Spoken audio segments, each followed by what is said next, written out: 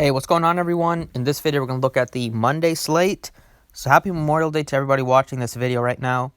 Please drop a like down below and subscribe if you have not already. And you can hit the bell icon to get notified whenever I upload.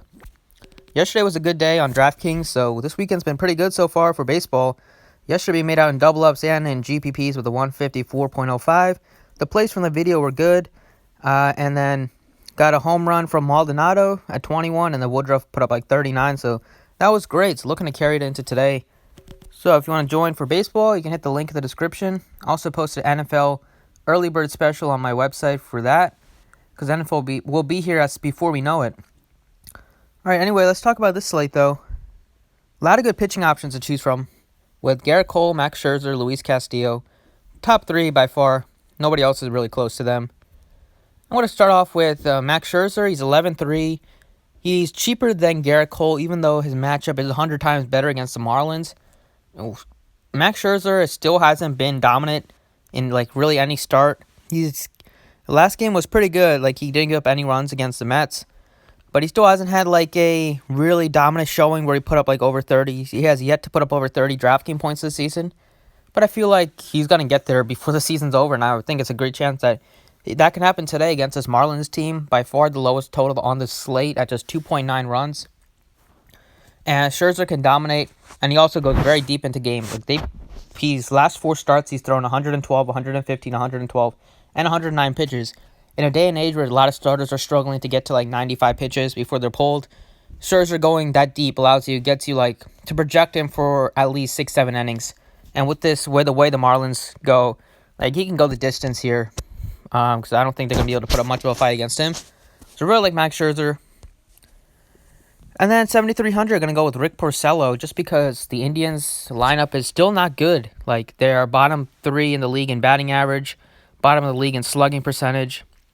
They strike out a decent amount. I mean, they're not a great strikeout team, but Porcello has some upside. He's had some big games this season. Well, he's had a couple big games against the A's and the White Sox. Other than that, he's just been average, but he's been a lot better at home.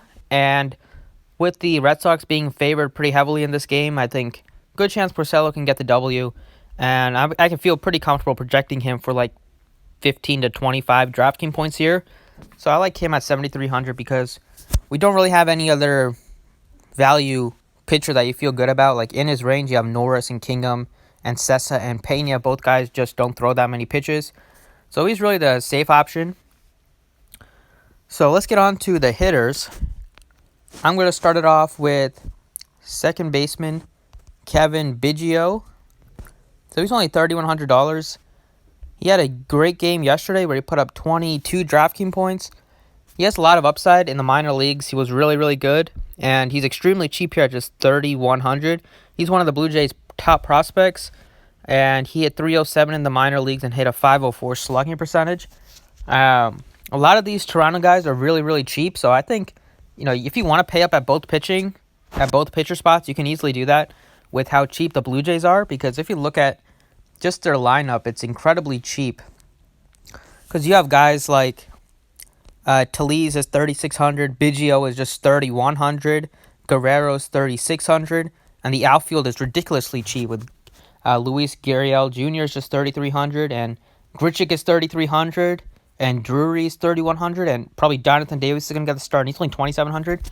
So it's a really, really good spot for the Blue Jays for some value if you need some value out of them. Not a great spot as in the ballpark, and the pitcher, Chirinos, is just an okay pitcher. But I feel pretty good about going with Biggio at just $3,100. Allows you to pay up for Scherzer, and you can pay up for some other big bats, and I feel pretty good at projecting him for like 10-plus DraftKings points here. Next up at third base, I really like Alex Bregman. I mean, he's really cheap on DraftKings today, especially that given the fact that he's facing a lefty.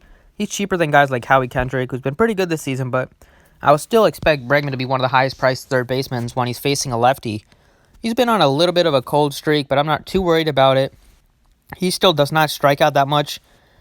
33 strikeouts and 183 at-bats. And he's just really, really good against lefties. So I'll show you the numbers for Bregman against lefties.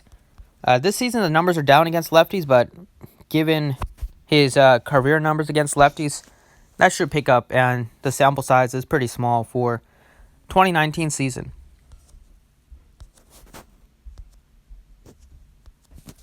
So this season, just hitting 186 against lefties, but it's only 43 at-bats. I expect the number to go up big time because 2018, he hit 315 against lefties. 2017, he hit even better, hit 331 against lefties, and he had like 7 home runs. So he's been really, really racking up the power as of late. Like his power numbers have increased over the past couple seasons. He's having the best year of his career so far. And against Cole Hamels, he does struggle against righty power. He does give up some home runs to righties. And I like Bregman's price tag a lot at just $4,500. And then some other stacks that I like the Reds a lot. The Reds get to face Nick Kingham, who's been destroyed against lefties. And the Reds have a couple of really good lefties that have a lot of power, like Dietrich and Winker a little bit. I love the Royals and the White Sox bats here. They both are facing terrible pitchers. Homer Bailey and Nova is going for the White Sox. So you can definitely stack up both sides of that game. Most of these guys are pretty priced up, like 53 and 5K for Alex Gordon. Not getting a discount with them, as you should not. And then I think Coors, you can go with Coors, but it's actually not going to be my priority today. I don't think Coors is going to go off like some of these other spots here. But I'm going to start it off with Jesse Winker. He's at $4,000. He's pretty cheap.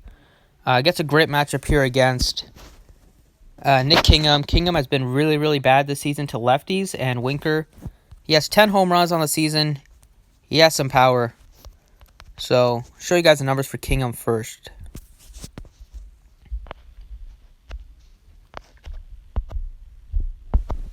So, Kingham this season is giving up a 776 slugging to left-handed bats.